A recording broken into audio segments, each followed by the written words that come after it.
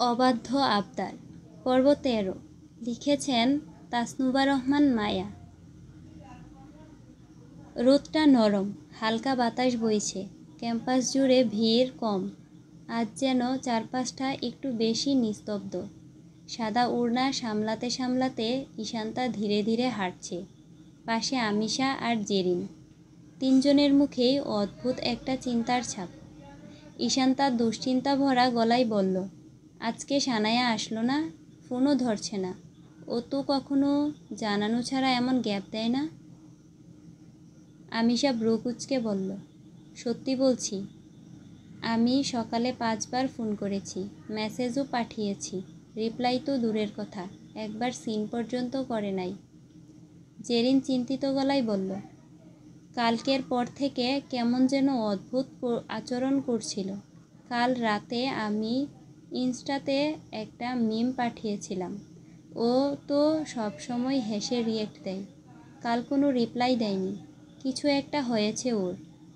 তিনজন থেমে যায় একটা গাছের ছায়ায়।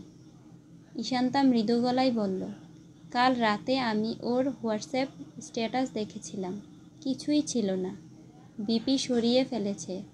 এটা তো ও করে না, ও তো সবসময় স্টার স্টার বলে কথা বলতো।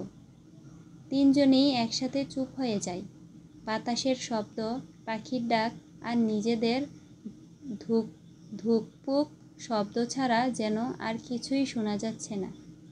তিনজন একসাথে হেঁটে যেতে শুরু করে। ক্যাম্পাসের পেছনে পড়ে থাকে সানায়ার নীরব অনুপস্থিতি আর বন্ধুদের চোখে জমে থাকা এক অদ্ভুত অশান্তির ছায়া। ঈশান্তা, আমিশা আর জেরিন ধীরে ধীরে ক্লাসের দিকে এগুচ্ছে।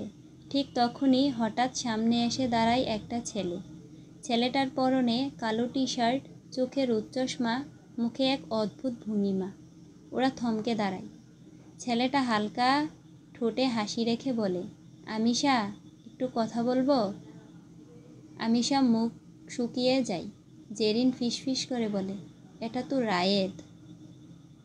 ছেলেটার নাম রায়েদ ইসলাম, আমিশার প্রাক্তন, যার কারণে ভেঙে পড়েছিল আমিশা। যে ছেলেটা তাকে ঠকিয়েছিল, বিশ্বাস ভেঙে দিয়েছিল। আমিশা ঠান্ডা গলায় বলল, আমার তোমার মধ্যে আর কোনো কথা বাকি নেই, সরো সামনে থেকে। ওরা তিনজন পাশ কেটিয়ে চলে যেতে চায়। ঠিক তখনই রায়েদ এগিয়ে গিয়ে আমিশার হাত ধরে ফেলে। রায়েদ বলল, আমি তো বলেছি কথা বলবো, একবার ভালোভাবে। ঈশান্তার চোখ কুঁচকে তাকায় রায়েদের দিকে। হাতটা ছাড়ো রায়েদ, এখনই। আমিশা রেগে গিয়ে বলে, ছাড়ো আমার হাত। ও শক্ত করে নিজের হাত ছাড়িয়ে নেয়। জেরিন চোখ বড় করে বলল, তুমি সাহস কোথা থেকে পাও এসব করবার? রায়েদ ঠান্ডা গলায়, চোখে হুমকির ছাপ রেখে বলল, সবাই খুব সাহসী হয়ে গেছো দেখছি। ভেবো না যে এভাবে হাত ছেড়ে চলে গেলে আমি চুপ থাকবো। আমিশা, তুমি আমাকে অপমান করেছ, এবার তুমি দেখো আমি কি করতে পারি। ঈশান্তা আগুন হয়ে গিয়ে সামনে এসে দাঁড়ায়, আঙুল তুলে বলে, শূন্য রায়েদ, আমার বোনের থেকে দূরে থাকবে। আজকে যা করেছ ছেড়ে দিচ্ছি, দ্বিতীয়বার যদি আমার বোনের আশেপাশেও দেখেছি তাহলে বুঝিয়ে দেব এই ফারাইবা খান ঈশান্তা কি করতে পারে। কথাটা ভালো করে মাথায় রেখো। রায়েদ কিছু বলতে যাবে, কিন্তু ঈশান্তার চোখের আগুনে পিছু হটে যায়। ঈশান্তা মুখ ঘুরিয়ে বলে, চল আমিশা, জেরিন। তিনজন একসাথে চলে যায়। তাদের পেছনে রায়েদ দাঁড়িয়ে থাকে থমথমে মুখে, চোখে প্রতিশোধের স্পষ্ট ছায়া। রায়েদ নিজের মনে ফিসফিস করে বলল, খুব চালাক হয়ে গেছো আমিশা, এবার তুমি কাঁদবে, খুব কাঁদবে। আমি তোমায়। নদীর পাড়ে বসে আছে আনিলা। আজ আনিলা এসেছে ইহানের সাথে। ওদের দুজনকে আজ পাঠিয়েছিলেন আনিলার মা জুয়েলারির দোকানে বিয়ের গয়না চয়েস করতে। সব ঠিকঠাকই ছিল বাইরে থেকে, কিন্তু ভেতরটা তো সব উলট পালট। আনিলা চুপচাপ বসে আছে নদীর তীরে। ঠান্ডা বাতাসে ওর লম্বা চুলগুলো এলোমেলো হয়ে উঠছে। চোখ দুটো স্থির, অথচ তাতে একটা ঝড় চলছে। মনের ভেতরে শব্দহীন এক কান্না। চারপাশ নীরব, শুধু নদীর জলের টুপটাপ শব্দ আর হালকা বাতাসে মৃদু শু আওয়াজ। কিছুক্ষণ পর ওর পেছনে হেঁটে আসে ইহান। ওর হাতে দুটো আইসক্রিম। আনিলাকে দূর থেকে দেখে থেমে যায়। কিছু একটা ভেঙে পড়ছে ভিতরে ভিতরে। এই মেয়ে, এই মায়া, এই নিঃশব্দ আহ্বান কেন এত গভীর? ইহান চুপচাপ এগিয়ে আসে, একটা আইসক্রিম আনিলার দিকে বাড়িয়ে দেয়। ইহান মৃদুস্বরে বলল, তোর প্রিয় ফ্লেভার, নে। আনিলা ধীরে মাথা নেড়ে বলল, না, খেতে ইচ্ছে করছে না। ইহান জোর করে ওর হাতে ধরিয়ে দেয়, নে, গলে যাবে তো। আনিলা না চাইতেও আইসক্রিমটা হাতে নেয়। দুজনে পাশাপাশি বসে। একটা নিস্তব্ধতা, একটা চাপা অভিমান যেন বাতাসে ভেসে বেড়ায়। ইহান আবার বলে, আইসক্রিমটা গলে যাচ্ছে তো, খাচ্ছিস না কেন? ওর কথায় আনিলা যেন হঠাৎ বাস্তবে ফিরে আসে। চোখের সামনে তাকিয়ে দেখে আইসক্রিম গলে ওর হাতে পড়ে যাচ্ছে। আস্তে করে একবার আইসক্রিমের দিকে তাকায়, আবার সামনে নদীর জলে চুপ রেখে চুপ হয়ে যায়। ইহান আলতো করে জিজ্ঞেস করে, মন খারাপ কেন আনিলা? আনিলা চোখ না ফিরিয়ে বলে, মন খারাপ না। ইহান একটু চাপা গলায় বলল, তোর মুখ দেখেই বোঝা যাচ্ছে মন একদম ভালো নেই। কি হয়েছে বলবি? একটু চুপ করে থেকে আনিলা ফিসফিস করে বলে, কারণটা শুনতে চাও? ইহান সরাসরি চোখে না তাকিয়ে বলল, বল, তোর মন খারাপের কারণ কি? আনিলা এবার ধীরে ইহানের দিকে ফিরে তাকায়। চোখে লুকানো ব্যথার আভা, কণ্ঠে অভিমানের জবাব, যদি বলি তুমি? ইহান থমকে যায়, এক মুহূর্তের জন্য কথা হারিয়ে ফেলে। কি বলছিস তুই? আমার জন্য তোর মন খারাপ কেন? আনিলা মনে জমে থাকা সব কথাগুলো এক নিঃশ্বাসে বলে ফেলে। কেন এমন করছো ইহান ভাই? কেন বুঝেও না বুঝার অভিনয় করছো তুমি? অনেকবার বোঝানোর চেষ্টা করেছি তোমাকে, আর কিভাবে বুঝালে তুমি বুঝবে? আমি তোমাকে ভালোবাসি, ভীষণ ভালোবাসি। কথাগুলো ছুঁয়ে গেল ইহানের হৃদয়ের গভীরে, কিন্তু মুখে কিছু বলল না। আনিলা ফিরে তাকিয়ে বলে, আর কতদিন এই অভিনয় করবে তুমি? কবে আমার ভালোবাসা, আমার অনুভূতিগুলো স্বীকার করবে? ইহান অবশেষে মুখ খুলে, এখন এসব বলে কোনো লাভ নেই আনিলা, কিছুদিন পর তোর বিয়ে। আনিলা ব্যথা ভরা হাসি হেসে বলল, তুমি চাইলে এই বিয়েটা আটকাতে পারো ইহান ভাই? ইহান ঠান্ডা গলায় বলল, নিজের আবেগ চাপা দিয়ে, তুই বিয়েটা করে নে আনিলা। মা বাবা কখনো তাদের সন্তানের খারাপ চায় না। বড় আব্বু যেটা ঠিক করেছে সেটাই তোর জন্য ভালো হবে। আমি চাই না এসব নিয়ে কোনো ঝামেলা হোক। আনিলার চোখে জল। বিয়েটা করে নিতে বলছো? তুমি কি আমাকে ভালোবাসো না ইহান ভাইয়া? তোমার চোখে তো আমি স্পষ্ট দেখতে পাই। ইহান চোখ নামিয়ে নেয়। আমি তোকে ভালোবাসি না আনিলা, এটা তোর ভুল ধারণা। আনিলা এবার ওর সামনে এসে ঘুরে দাঁড়ায়। ইহানের দুটো কাঁধ ধরে জোর করে নিজের দিকে ঘুরিয়ে নেয়। আমার চোখের দিকে তাকিয়ে বলো, তুমি আমাকে ভালোবাসো না? ইহান চোখে চোখ রেখে আনিলা। ভিতরে ভিতরে যেন সব কিছু ভেঙে পড়ছে ইহানের। মনে মনে বলে ওঠে, তোকে কি করে বুঝাই আনু? তোর এই চোখে বারবার হারিয়ে যাই আমি। তোর এক একটা অভিমান আমার বুকটা চিরে দেয়। তোকে নিজের থেকেও বেশি ভালোবাসি, কিন্তু আমি কিছু করতে পারি না আনু। আমার কিছু করার অধিকার নেই। চুপ করে থাকে ইহান। আনিলা আবার বলে, চুপ করে আছো কেন? বলো আমাকে, ভালোবাসো না তুমি? ইহান আর লুকাতে পারে না, মৃদুস্বরে বলল, বললাম তো ভালোবাসি না তোকে। এই কথা শুনে আনিলা এক মুহূর্ত স্তব্ধ হয়ে যায়। তারপর ধীরে ওর হাত ছেড়ে দেয়। বেশ, তুমি যখন চাইছো আমি বিয়ে করি, তাহলে তাই হবে। খুব আনন্দেই বিয়ে করব আমি। এইটুকু বলে আনিলা আর কিছু বলে না, উঠে দাঁড়ায়। নীরবতা ভেঙে দেয় ওর পায়ের মাটি চাপা শব্দ। ইহানও উঠে দাঁড়ায়, কিছু বলতে চায়, কিন্তু গলায় শব্দ আসে না। আনিলা ধীরে ধীরে হাঁটতে শুরু করে, নদীর পাড় থেকে সরে যেতে। ইহানের পেছন থেকে তাকিয়ে থাকে ওর দিকে, মনে মনে বলে, এই চলে যাওয়া তোর নয় আনু। তোমার চোখের অশ্রুগুলো যেন আমার বুকেই ঝরে পড়ে। তবু কিছু বলার নেই আমার, শুধু এটুকুই জানো, তোমার প্রতিটা নিঃশ্বাসে আমি আছি, প্রতিটা ভালোবাসায় আমি আছি, চিরকাল নীরবে দূরে থেকে। আনিলা নদীর পাড় থেকে উঠে এসেছে, চোখে জল, মুখে অভিমান। চলার গতি ধীরে ধীরে দ্রুত হচ্ছে, যেন নিজের ভেতরের সব তুলপার করে পালাতে চাইছে। চারপাশে গাড়ি চলছে, হর্ন বাজছে, মানুষ হাঁটছে, কিন্তু আনিলার চোখে কিছুই পড়ছে না। ও হাঁটছে, রাস্তার পার হতে যাচ্ছে।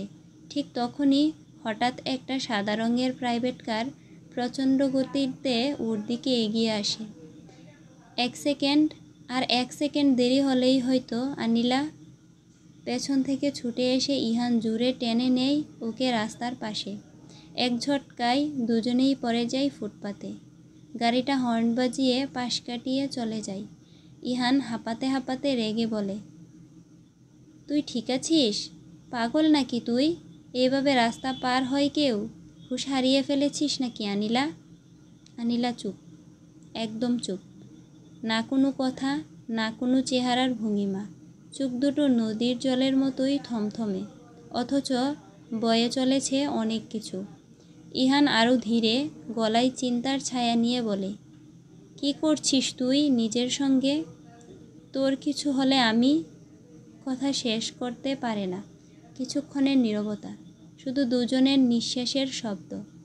ইহান ধীরে বলল, চল, বাড়ি চল এখন। আনিলা কিছু বলে না, শুধু মাথা নিচু করে দাঁড়িয়ে থাকে। ইহান ওর হাতটা আলতো করে ধরে। দুজন হাঁটতে শুরু করে পার্কিংয়ের দিকে। গাড়ির পাশে এসে পৌঁছায়। ইহান দরজা খুলে দেয়। আনিলা কিছু না বলে উঠে বসে। ওর চোখ কখনো অনেক দূরে কোথাও তাকিয়ে আছে। ইহান ড্রাইভিং সিটে বসে, একবার আনিলার দিকে তাকায়। ওর মুখে স্পষ্ট সুখ, অভিমান আর চাপা প্রশ্ন। ইহান মনে মনে বলে, তোর চোখে যতটা কষ্ট, তার একটুও আমি কম দেইনি তোকে।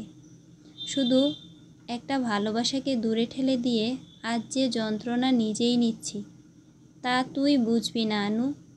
তুই তো শুধু আমার না শুনেছিস, কিন্তু আমার ভালোবাসি তোর মুখে তুলে দিতে পারিনি। একটা দীর্ঘ নিঃশ্বাস নিয়ে ইহান গাড়ি স্টার্ট দেয়। গাড়ি এগিয়ে চলে, পেছনে পড়ে থাকে নদীর পাড় আর এক চিলতে আলো ছায়া মাখা ভালোবাসার অসমাপ্ত গল্প। বিকেল গড়িয়ে সন্ধ্যায় নামে। ক্যাম্পাস অনেকটাই ফাঁকা। ঈশান্তা একা হেঁটে যাচ্ছে রাস্তার পাশে, ওর চোখ ফোনের স্ক্রিনে। বারবার একটা নাম ডায়াল করে যাচ্ছে, কিন্তু কোনো সাড়া নেই। বারবার চেষ্টা করেও সানায়ার ফোন বন্ধ বা ব্যস্ত পাচ্ছে। চোখে অস্থিরতা, কপালে ভাঁজ। এক দৃষ্টিতে ফোনের স্ক্রিনে দিকে তাকিয়ে হাঁটছে। ঠিক তখনই হঠাৎ একটা ধাক্কা লাগে। ঈশান্তা হুঁচট খেয়ে পড়ে যেতে যাবে, কিন্তু দুটো হাত তাকে ধরে ফেলে ঠিক সময়ে। ঈশান্তা ভয় পেয়ে চোখ বন্ধ করে নেয়। এক মুহূর্ত চুপচাপ থাকে, তারপর ধীরে ধীরে চোখ খুলে তাকায়। তার সামনে দেখে আরাধ্য। ওর চোখে সেই চিরচেনার নির্লিপ্ত অভিব্যক্তি, কিন্তু ভেতরে কোথাও এক অদৃশ্য আলোড়ন। আরাধ্যর ঠোঁটের কোণে হালকা ব্যঙ্গ। এভাবেই থেকে যেতে চাস নাকি? ঈশান্তার হুঁশ ফিরে আসে। ঈশান্তা চোখ বড় করে বলল, ওহ, আমি আরাধ্য ওকে সোজা করে দাঁড় করিয়ে দেয়। আরাধ্য গম্ভীর স্বরে বলল, কানার মতো হাঁটছিলি কেন? চোখে দেখিস না? ঈশান্তা মুখ বাঁকিয়ে বলল, আমি ফোনে ব্যস্ত ছিলাম। আরাধ্য হালকা কটাক্ষ করে বলল, এভাবে ফোনে ডুবে থাকলে একদিন রোড অ্যাক্সিডেন্ট করবি, বুঝতেও পারবি না। ঈশান্তা কিছুটা রেগে বলে, তাতে আপনার কিছু যায় আসে? ও চারপাশে ফোন খুঁজে, নিচে চোখ পড়ে ফোনটা মেঝেতে পড়ে আছে। ও তাড়াতাড়ি ফোনটা তুলে নেয়। স্ক্রিনটা চৌচির ফেটে গেছে আর ফোনটা অন হচ্ছে না। ঈশান্তা ফোনের দিকে তাকিয়ে বলে, ও নো, ফোনটা তো ভেঙে গেল। আরাধ্য বলল, কি হয়েছে? ঈশান্তা রেগে বলল, আপনার জন্যই তো, আপনি যদি ধাক্কা না দিতেন। আরাধ্য ভ্রু কুঁচকে বলল, আমি ধাক্কা দিয়েছি? না, না, তুই আমার গায়ে এসে পড়েছিস। ঈশান্তা ঠোঁট ফুলিয়ে বলল, আপনার সাথে ধাক্কা লাগার জন্যই ফোনটা নিচে পড়ে ভাঙল। এখন আপনি বলুন, কি করা উচিত আপনাকে? আরাধ্য হালকা অবিশ্বাসে বলে উঠল, এই মেয়ে, আমার জন্য তোর ফোন ভাঙল? সাহস বাড়ছে দেখছি। ঈশান্তা ঠোঁট কামড়ে বলল, আমার সাহসটা আপনি এখনও দেখেননি। আরাধ্য কাঁধ বাঁকিয়ে বলে, ফোনে এমন কি করছিলি? ঈশান্তার চেহারায় ভয় মিশ্রিত চিন্তা। সানায়াকে কল করেছিলাম, আজ ভার্সিটিতে আসেনি, ফোনও রিসিভ করছে না, জানি না ও ঠিক আছে কি না। এই কথা শোনার সঙ্গে সঙ্গে আরাধ্যের মুখের রং বদলে যায়, চোখে ভেসে ওঠে চিন্তার ছাপ। এক মুহূর্তের জন্য চুপ হয়ে যায়। আরাধ্য চোখ নামিয়ে শান্ত গলায় বলল, কল করতে থাক, রিসিভ করবে। এইটুকু বলেই ও হঠাৎ ঘুরে চলে যায়, একবারও পেছনে তাকায় না। ঈশান্তা বিস্মিত চোখে তাকিয়ে থাকে ওর চলে যাওয়ার দিকে। ঈশান্তা নিজের মনে বলল, হঠাৎ উনার ভাব বদলে গেলে কেন? সানায়ার নামেই কেন এতটা পাল্টে গেল উনি? চিন্তিত মুখে আবার ফোন হাতে নেয়, যদিও ফোন চলছে না, তবুও বারবার স্ক্রিনে চাপ দেয়। একটা অস্থিরতা গ্রাস করে ওকে। ঈশান্তা ধীরে ধীরে নিজের দিকে হেঁটে যায়। রাত প্রায় 12টা। পুরো বাড়িটা নিঃশব্দ। নীরবতা যেন পাথরের মতো ভারী হয়ে চারদিকে ঘিরে রেখেছে। সবাই ঘুমিয়ে পড়েছে, শুধু একটি ঘরের আলো জ্বলছে, আদিলের ঘর। আদিল বসে আছে ডেস্কে, কানে ব্লুটুথ ইয়ারফোন, একটি আন্তর্জাতিক ক্লায়েন্টের সাথে ভিডিও কনফারেন্সে ব্যস্ত। তার কণ্ঠস্বর নিচু কিন্তু তীক্ষ্ণ। আদিল ফোনে কাউকে বলে, yes, I will review the file and get back to you by tomorrow morning. Your time. No worries. Okay, good night.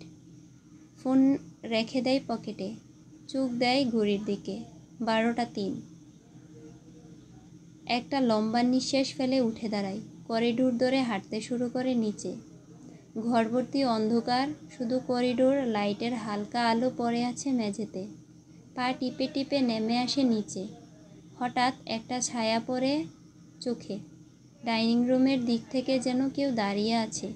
Adil থমকে যায়, চোখ কুঁচকে যায়। আলোক ছায়ার মাঝে বোঝা যায় একটা মেয়েলি গড়ন। আদিল ধীরে ধীরে ডাইনিং টেবিলের দিকে এগোয়। সামনে দাঁড়িয়ে থাকা সেই মেয়েটার পেছনে গিয়ে দাঁড়ায়। সন্দেহ নয়, কিন্তু অস্বস্তি। কাঁধে হাত রাখে। মেয়েটা হঠাৎ পেছনে ফিরে তাকায়। আলো স্পষ্ট করে দুজনের মুখ দেখা যায় তখন। মেয়েটা আমিশা। আমিশার চোখ বড় বড়, চিৎকার করে ওঠে। কিন্তু চিৎকার ভেসে আসার আগেই আদিল তার মুখ চেপে ধরে। আদিল ফিসফিসিয়ে চোখে রাগ আর চিন্তা নিয়ে বলে, চুপ, কি করছিস তুই? পাগল নাকি? সবাইকে জাগাবি? আমিশা ছটফট করে। আদিল চোখ গুলগুল করে বলে, এখন চুপ মেরে আছিস? একটু আগে তো চিৎকার করছিলি। আমিশা হাত দিয়ে ইশারা করে মুখ থেকে হাত সরাতে। আদিল ওর ইশারা বুঝে হাত সরিয়ে নেয়। আমিশা দ্রুত দম নেয়, প্রাণ ফিরে পায় যেন। আমিশা কাপা গলায় বলে, কিন্তু রাগও মেশানো ছিল। আদিল ভাই, তুমি নিজেই মুখ চেপে ধরলে, আবার বলছো কথা বলছি না কেন? একটু হলেই তো দম বন্ধ হয়ে যেত আমার। আদিল চোখ ছোটো করে বলে, তুই এত রাতে এখানে কি করছিস? আমিশা বিষণ্ণ গলায় বলল, পানি খেতে এসেছিলাম, ঘুম ভেঙে গেল, গলা শুকিয়ে যাচ্ছিল। কিন্তু তুমি এই সময় করিডোরও ঘুরছো কেন? আদিল সোজা উত্তর, ফোনে কথা বলছিলাম, একজন আমেরিকান ক্লায়েন্টের সাথে মিটিং ছিল। আমিশা ভ্রু কুঁচকে বলে ওঠে, এত রাতে? আদিল বলল, ওদের এখন দুপুর, ওরা টাইম জোন দেখে না, কাজ দেখে। দুজনেই কিছুক্ষণের জন্য চুপ। হালকা অস্বস্তিকর নীরবতা জমে ওঠে মাঝখানে। তারপর আমিশা নরম স্বরে বলে, তাহলে আমি উঠি। আদিল হালকা মাথা নেড়ে বলল, ঠিক আছে, সাবধানে যাস। দুজনেই ধীরে ধীরে করিডোর ধরে হাঁটতে শুরু করে। পেছনে পড়ে থাকে ডাইনিং টেবিল, সেই অন্ধকার আর যেন কোনো অজানা ছায়া। কেউ জানে না এই রাতের নীরবতার ভেতর ঠিক কী লুকিয়ে আছে। আমিশা চলে যায় নিজের রুমে। আদিল আবার ছাদে উঠে যায়, কিন্তু এবার সে ফোনে নয়, আকাশের দিকে তাকিয়ে শুধু একটা নাম মনে মনে বলে, আমিশা। সবাই ঘুমিয়ে গেছে। নীরবতা যেন চারদিকে আরও গাঢ় হয়ে এসেছে। ডাইনিং রুমের ঘটনাটা মাথা থেকে যাচ্ছে না আদিলের। ও ধীর পায়ে ছাদে উঠে আসে। চারদিক নীরব। উঁচু আকাশের আধখানা চাঁদ কিছু মেঘের আড়ালে মুখ লুকোচ্ছে। ঠান্ডা বাতাস বইছে। একপাশে ঝোপঝাড়ের পাতাগুলো সরে যাচ্ছে। আদিল ছাদের একপাশে গিয়ে দাঁড়ায়, দূরে তাকিয়ে থাকে, কিন্তু চোখ যেন কিছু খুঁজে পায় না। হঠাৎ ও একটা দীর্ঘ নিঃশ্বাস ফেলে, নিজের সাথেই কথা বলতে শুরু করে, আস্তে চাপা স্বরে। আদিল মনে মনে বলে, এভাবে ভয়ে চিৎকার করবে ভাবিনি। যেন পুরো পৃথিবীটা থমকে গিয়েছিল এক মুহূর্তে। আর আমি একটুও ভাবিনি ওকে এভাবে দেখে ফেলবো আজ রাতে। একটা হালকা হাসি ফুটে ওঠে ঠোঁটের কোণে, তবুও চোখে কেমন যেন একটা অস্থিরতা। আদিল চোখ মেলে আকাশের দিকে তাকিয়ে বলল, ওর চোখের সেই ভয়, আর তারপর রাগ মেশানো সেই কাঁপা কাঁপা কণ্ঠ, জানি তুই এখনও বুঝিস না। আমি সবসময় যতটা গম্ভীর থাকি ততটাই দুর্বল হয়ে পড়ি তোকে দেখলে। একটা হাওয়া এসে ওর চুলগুলো উড়িয়ে দেয়। আদিল নীরবে দাঁড়িয়ে বলে, যদি কখনো বুঝিস, যদি বুঝিস, তুই তুই সেই একমাত্র মুখ যেটা আমি রাতের সব নিঃশব্দে খুঁজি, তবে একবার তাকাবি কি আমার দিকে? ও চোখ বন্ধ করে দাঁড়িয়ে থাকে কিছুক্ষণ। চাঁদের আলো পড়ে ওর মুখে, একটুও শক্ত নয়। আজ আদিলের মুখভঙ্গি নরম, গলিত, যেন কোনো না কোনো আবেগে পরিপূর্ণ। তারপর হঠাৎ চোখ খুলে নেয়। আদিল আহত এক নিঃশ্বাস ফেলে, তুই তো কিছুই বুঝিস না। ঘড়িতে রাত 12:25। আদিল ধীরে ধীরে ছাদ থেকে নেমে যায়। পেছনে পড়ে থাকে আকাশ, চাঁদ আর এক অজানা অপেক্ষা।